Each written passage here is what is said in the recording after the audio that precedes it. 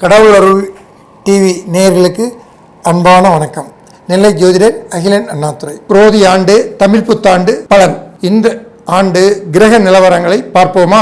மேசத்தில் குரு, மேசத்தில் சூரிய பகவான், மிதுனத்தில் சந்திரன், கன்னியில் கேது, லக்னம் விருச்சிக லக்னம், கும்பத்தில் சனி பகவான் செவ்வாய், மீனத்தில் சுக்கிரன், ராகு, புதன் வக்ரம், மேசத்தில் சூரியன் சஞ்சரிக்கிறார். இவ்வாண்டு சிறப்பு பலன்கள். குரு மே மாதம் 1ஆம் தேதி குரு ரிஷபத்துக்கு பயிற்சியாகிறார்.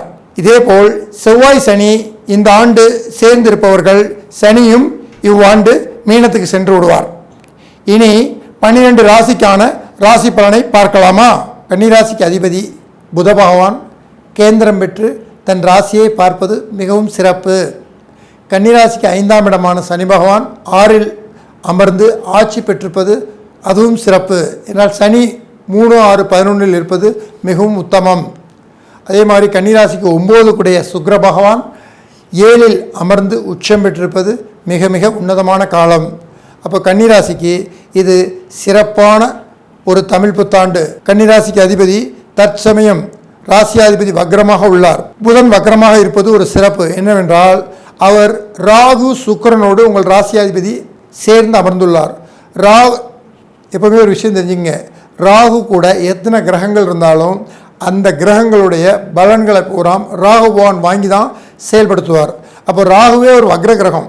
அந்த வக்ர கிரகத்தோடு உங்கள் ராசியாதிபதியும் வக்ரமாக இருப்பதால் நமக்கு எந்த கெடுதலும் வராது. ஏன்னால் ஒரு வக்ர கிரகத்தோடு வக்ர கிரகம் சேரும் பொழுது அது நன்மை தான். ஒரு திருடனோட ஒரு திருடன் சேர்றான், உனக்கு முடிஞ்சது எடுத்துக்கோ, எனக்கு முடிஞ்சதை எடுத்துக்கோ அப்படிங்கிற பேச்சு தான் நிகழும். காட்டி கொடுத்தான்னா 2 பேருமே மாட்டிக்கிடுவான். அப்போ கன்னிராசிக்கு ராசியாதிபதி 7இல் வக்ரத்தில் அமர்ந்தாலும் வக்ர கிரகமான ராகுவுடன் அமர்ந்திருப்பதால் இது ஒரு சிறப்பான ஆண்டு. எதிர்பாராத யோகங்கள் இவ்வாண்டு உங்களுக்கு நிகழும். ராகு புதன் சேர்க்கை, திடீர் தனயோகம், விட்டு போன சொத்து, ஏற்கனவே ரொம்ப கசப்பாக இருந்தவர்கள் நட்பாவது, இந்த மாதிரி நிகழ்வுகள் இந்த ஆண்டு நிகழும். இதேபோல் ராசிக்கு 5ஆம் இடம் மகரத்துக்கு அதிபதி சனி பகவான் 6இல் அமர்ந்துள்ளார். 6ஆம் இடம் என்பது நோய், எதிரி, கடன். அப்போ 5ஆம் இடத்து அதிபதி 6க்கு போகக்கூடாது அப்படின்னு ஒரு கூத்து இருந்தாலும் சனி பகவானுக்கு 6ஆம் இடம் உகந்த இடம். அதுவும் அந்த வீட்டில் ஆட்சி பெற்றுள்ளார். செவ்வாய் சேர்ந்து அமர்ந்திருப்பதால் இக்காலங்களில் கோர்ட் கேஸ், அதுக்கப்புறம் வம்பு வழக்கு இதில் முனைப்பு காட்டாமல் எதையும் பொறுத்து ஆலோசித்து செயல்படுவது நன்மை. பூர்வீக சம்பந்தமான எந்த பிரச்சனையும் உடனடியான ஒரு முடிவுக்கு வர வேண்டாம். 9ஆம் இடம், 9ஆம் இடத்து அதிபதி சுக்கிரன். இந்த கன்னிராசிக்கு 9ஆம் இடத்து அதிபதி சுக்கிர பகவான் 7இல் அமர்ந்துள்ளார் உச்சம் பெற்று. அவர் உச்சம் பெற்று அமர்ந்தாலும் கூட ராகு புதன் இருப்பதால் இங்கு உங்கள் புத பகவானுக்கு நீசமாக இருப்பதால் நீசபங்கம் கொடுக்கக்கூடியவர் இந்த 9ஆம் இடத்து அதிபதி தான். அதனால் இந்த புதன் அங்கு அமர்ந்து இருப்பதால் உங்கள் ராசியாதிபதிக்கு நீசபங்கம் ஆவதால் கண்டிப்பாக 9ஆம் இடத்து பலனும் நமக்கு தடையின்றி கிடைக்கும். அப்போ 1, 5, 9 இந்த 5ம் 9ம் மறைமுகமாக நமக்கு உதவிகளை கண்டிப்பாக செய்யும். ராசியாதிபதி ராசியையே பார்ப்பதால் உங்களுடைய உடல் ஆரோக்கியமாகவும் நீங்கள் திறம்பட செயல்படவும் அனைத்திலும் எடுத்த காரியத்தில் வெற்றியடையவும் உங்கள் ராசியாதிபதி உதவுவார். வக்ரம் பெற்று உங்கள் ராசியாதிபதி வக்ரம் பெற்று இருப்பதால் எந்த ஒரு காரியத்தையும், வக்ரம்னா எந்த ஒரு காரியத்திலையும் முதல் திருப்பு போய் அடுத்த திருப்பு இதாகிறது. ஏன்னா வக்ரம் பெற்ற கிரகம் ஒரே இதில் நம்மளை ஷைன் பண்ண விடாது. வக்ரங்கிறது என்னது? போய்கிட்டு இருக்கிற வண்டி பிரேக் ஆகி நிற்கிற மாதிரி. அப்போது 2வது முறை அதை செயல்படுத்தும் போது மிகவும் உன்னதமான பலன் கிடைக்கும். அப்போ இவ்வாண்டு எந்த காரியத்தையும் ஒரு முறைக்கு 2 முறை சென்று நாம் இது பண்ணால், எந்த ஒரு விஷயத்தையும் டீல் பண்ணால் கண்டிப்பாக வெற்றிகரமாக ஆக்கி கொள்ளலாம். ஒரு திருப்பு போய் அது கிடைக்கல, இனிமேல் நமக்கு எப்போவுமே கிடைக்காது அப்படிங்கிற முடிவுக்கு வர வேண்டாம். ஒரு காலேஜ் சீட் இருக்கும், அது ஏதோ ஒரு காரணத்தினால நமக்கு இல்லை அப்படின்பாங்க.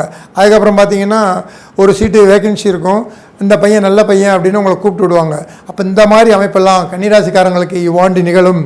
அதனால் ஒரு முயற்சியில் நமக்கு கிடைக்கல, இனிமேல் நமக்கு தகுதி இல்லை அப்படிங்கிற ஒரு தடாலடி முடிவுக்கு வராமல் மீண்டும் ஒரு முறை முயற்சித்தால் அனைத்திலும் இவ்வாண்டு கன்னிராசிக்காரர்கள் வெற்றி பெறுவது உறுதி. கன்னிராசிக்கு 9ஆம் இடத்து அதிபதி சுக்கிர பகவான் ரேவதி நட்சத்திரத்தில் அமர்ந்துள்ளார்.